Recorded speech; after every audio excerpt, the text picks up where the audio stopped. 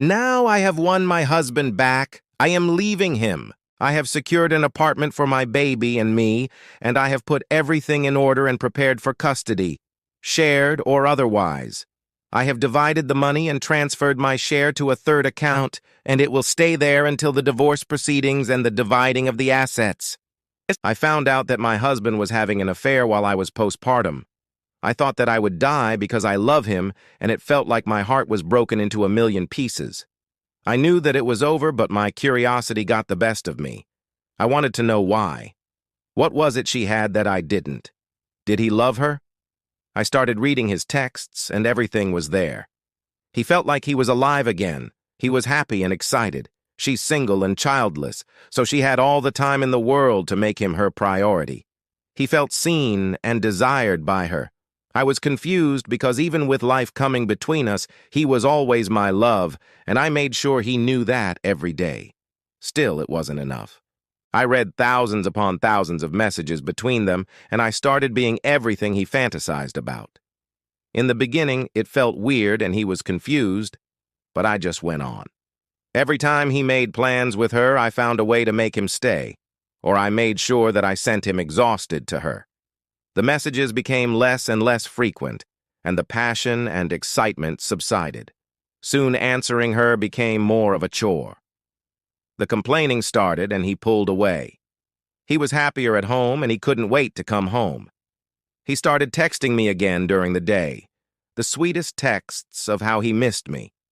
He was his old self back. One day, what I hoped and waited patiently for happened.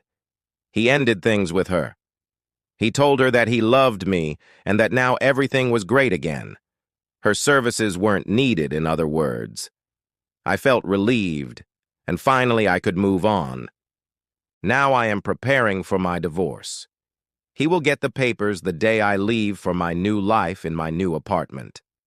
I know I will get a lot of hate for this because I have neglected my husband and pushed him to seek solace in another woman's arms when I apparently could give him what he sought all along, and believe me, I will bear the guilt for the rest of my life. In my defense, I didn't do it intentionally. Our lives had just been altered drastically, and I was trying to navigate this new and exciting existence. I was immersed in this new kind of happiness that I thought I was sharing with him, and I was trying to get to know my new body that I couldn't recognize anymore. A real scary feeling. But he could have come to me with his hurt. He could have talked to me about his suffering. He could have tried to make me understand, but he chose not to. He decided to deceive me. Deceive us. He ruined our love, our future, and even our history. Nothing was or will be the same again. Now for some comments. I just hope you took tons of screenshots of those texts. This isn't petty revenge, but nuclear revenge, and I for one ain't mad at you. Revenge is best served cold, and this is ice cold. All the best to you and your little one in your new life. Looking forward to the update. Yes, please have screenshots. I had them for my divorce, and it made a world of difference. In my state, there is still at-fault divorce for adultery. It's mostly just a title. You don't actually get awarded more by default or anything good.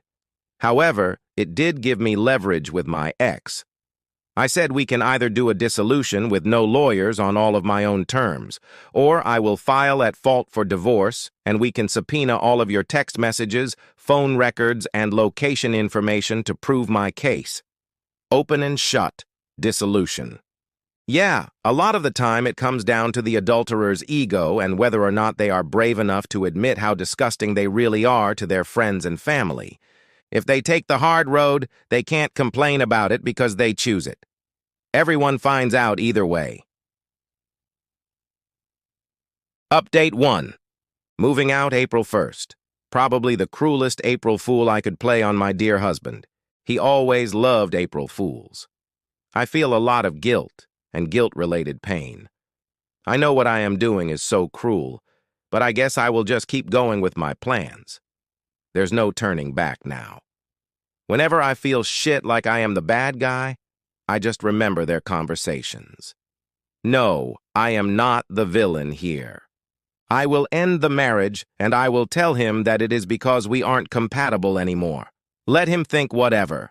I have decided maybe I shouldn't tell him that I know about her. Let him run back to her once he realizes that I am really gone. When my baby is older, we could tell him that we got an amicable divorce. No hurt or hard feelings. Two people who fell out of love. My boy doesn't need to know his daddy broke up the family. It is okay, you can hate me. Now for some comments. The joke is our marriage. This is just the punchline. That's a free one. You can have it. I sincerely wish you all the unconditional love, happiness, good health, and positivity for you and your loved ones. Please take good care of yourself. You matter, and you are worth it. OP can just leave a note. Knock knock, who's there? Turner. Turner. Who? Turn around and hug your wife. Husband turns, no one's there. And then further in the card envelope. April Fools. I'm leaving you. Maybe your mistress will hug you. Bonus points if OP knows her name or can do this via phone so the Turner thing flows better. Update 2. I have left my husband and filed for divorce. I am starting to think that it's not so bad and that I will be all right. Well, hello and sorry for being so absent. I know that I promised an update once I got out, but I have been so busy adjusting to my new life. I have received hundreds of, "Have you moved out?" and "Is there an update?" DMs and comments. I hope everyone who asks sees this because I have no possibility to answer each and every one. Also, I don't know how many times I am allowed to update here. Hopefully this is okay. I did exactly as I planned. I moved out after I left my husband divorce papers. I told him that I wasn't in love with him anymore and that I think we are better off as co-parents than as a couple. That I have found a new place and he could buy me out of our current home or sell the property once the divorce is finalized. He was in a total shock, but probably not the same shock I was in when I found out that he was cheating on me. He literally asked if I hit my head and even told people that he was worried that I had a brain tumor. He was very angry in the beginning and wanted answers. No answer was good enough. Is there someone else? No, dear husband, there isn't someone else, but there isn't you either. The audacity of that man. I reminded him that we still had our son and to think about him before acting vindictive. Sure enough, he kept it civil around our son. One thing he kept asking is why and how long ago I stopped loving him. He didn't get any answers from me. Other than that, everything has been fine with me. I am adjusting well. I still miss him, but at the same time, I feel like I could finally breathe. I feel like I have been living on shallow breathing for the past months, and now I could take full breaths. Our families are very sad and mostly shocked, but honestly, they have been very understanding. There's no bad reason for divorce. Wanting divorce is a good enough reason for them. To want to separate, to not want to be with your partner. My ex-in-laws are still very active in my son's life, and they have been very cordial, if yet a bit cold towards me. That represented itself when about 2 weeks ago, my mother-in-law, in a bit of a passive-aggressive tone, told me that my husband has started seeing someone. She apologized immediately and said that she just wanted me to know and be prepared that he had someone new, and yet I couldn't help but hear some vindication in her voice. I just answered, "Oh, do you mean Karen?" I gave the mistress this name for obvious reasons. She looked shocked and asked me, "Did you know? Did he talk to you about it?" I said, "Oh no, but she isn't new. I told her that he has been sleeping with her since I had just given birth, maybe even before that." I kept my voice very quiet and monotone like we were discussing the weather. I was already regretting my slip, but the news that he started seeing Karen again, while very much anticipated, still made my heart hurt. My mother and father-in-law just looked at each other. I don't know if they believed me, but then how would I have known about Karen when I have refused to see him in person since our breakup? So now everyone knows anyway. And I have learned that you can't keep these things to yourself indefinitely. Since he found out, he has been called and apologizing every day. Why didn't you tell me? How much did I hurt you? He said that he loved me and never stopped loving me. That he was so sorry for everything, and that he would do anything to have me back as his wife. My mother-in-law apologized too, even though she had no control over what her grown-up son did or does. It's not her fault. He writes that he loves me every night before bed. I hope this doesn't mean that he would make the divorce drag out, because then I have failed my plan, but he seems to be less forgiving of the divorce when he knew that he was the reason for it than when he thought it was mine. Weird. The divorce is still processing, and if anything major happens, I will be here again if I haven't outstayed my welcome already. Ciao. In the comments, I don't even think you should regret the slip. It's good that everyone knows what really happened. It's good he can't twist the story, and it's awesome that everyone now knows his new GF is actually the woman who helped him ruin his marriage. He loves you so much but didn't even grieve the marriage before dating her? Yay, no. And you're way too nice on your ex, Mill. She purposely tried to hurt you by even mentioning it. She can eat shit too.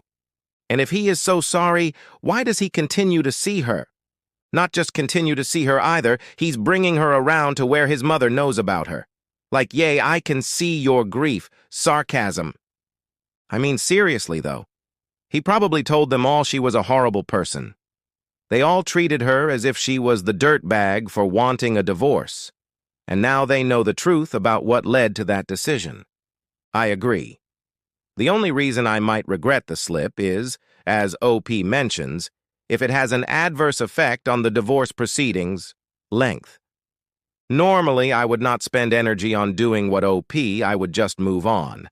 But OP seems to have handled things okay and did not go overboard. What OP did is nowhere near as cruel and unusual as what the ex did to her and their child. I don't understand how people have affairs on pregnant postpartum partners. It's inexcusable in my opinion.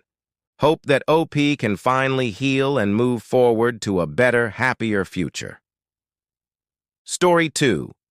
Am I the a-hole for refusing to let my sister's kids stay with me after she canceled on me at the last minute? So, my 29 male sister 32 has 3 kids, 10, 7, and 5.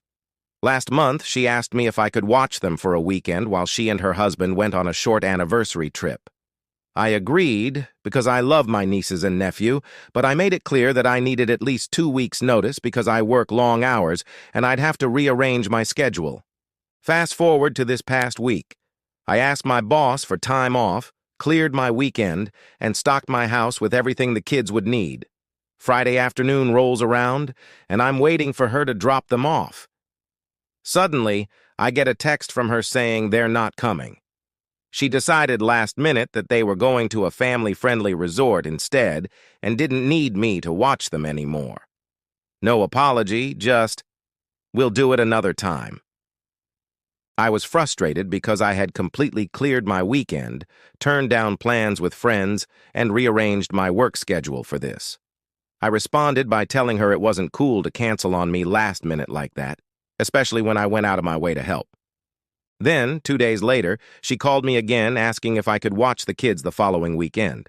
Apparently something came up with her original plan, and she needed someone to watch them after all. I told her no, I wasn't available. She got upset and said I was being selfish and punishing her kids for something that wasn't their fault. Now she's mad at me, and my parents are saying I should be more understanding because things come up when you're a parent. I don't have kids, but I feel like it's just basic respect to not cancel on someone at the last minute and then expect them to be available whenever you want. So, am I the a-hole for refusing to watch my sister's kids after she canceled on me last minute? Now, for some comments. And what happened to the sister's responsibility towards OP? OP had to book time off, as well as turning down other plans, buy kid entertaining groceries and supplies. Sis should have realized that, actually, she couldn't just change her mind like that because she had these other plans in place already. Sis saying that last-minute things happen when you have kids is valid. But that's not what happened here. The situation is of her own making. It looks like she doesn't think that OP's time, or job, or paid time off is valuable. Who would want to do a major favor for someone like that? Except here nothing came up. The sister just changed her mind about not bringing the kids along. If there were some sort of emergency or something, then OP should be a bit understanding, although that doesn't mean he's required to make time where he doesn't have it. But that's not what happened. What happened was that his sister showed a total lack of concern and gratitude for OP's efforts, so OP is right to refrain from making such efforts in the future if it doesn't seem worthwhile to him. Not the a-hole. Just tell them you cannot rearrange your schedule back-to-back like this, and you told her you need at least 2 weeks, so she already knew that chances were very unlikely. Her trying to guilt you is in poor taste. Additionally, just because your sister was inconsiderate and you are now saying no, this does not mean you are punishing the kids. I'd probably emphasize that point the most. Instead of having her ask for a weekend for you to babysit, you could ask for a weekend to take them in the future for a makeup weekend for bonding. Take control of when you see them instead of relying on your flaky sister. You are reinforcing the fact that you have clearly, probably more than once, explained to your entitled, inconsiderate sister what hoops you have to go through to free up time. She didn't have the courtesy to call you. A text was adequate. Then she changes her mind and expects you to be readily available. I wish other people would mind they're busy and stay out of these situations. Like others have said, let those people drop any plans and take care of the kids so sister can do as she pleases. It wasn't you who punished the children, it's your asinine sister who can't make up her mind, and the kids are probably disappointed, ready to go on a family trip, and she decided to dump them too. Don't feel guilty, it's not on you, it's on your sister. Edit. Wow, I didn't expect so many not the a-hole responses. Thanks, everyone. I was starting to feel guilty about standing my ground, but it's good to hear that others agree it's important to set boundaries, even with family. I love my nieces and nephew, but my time is valuable too, and I'm glad I'm not being unreasonable here. Thanks again for all the support.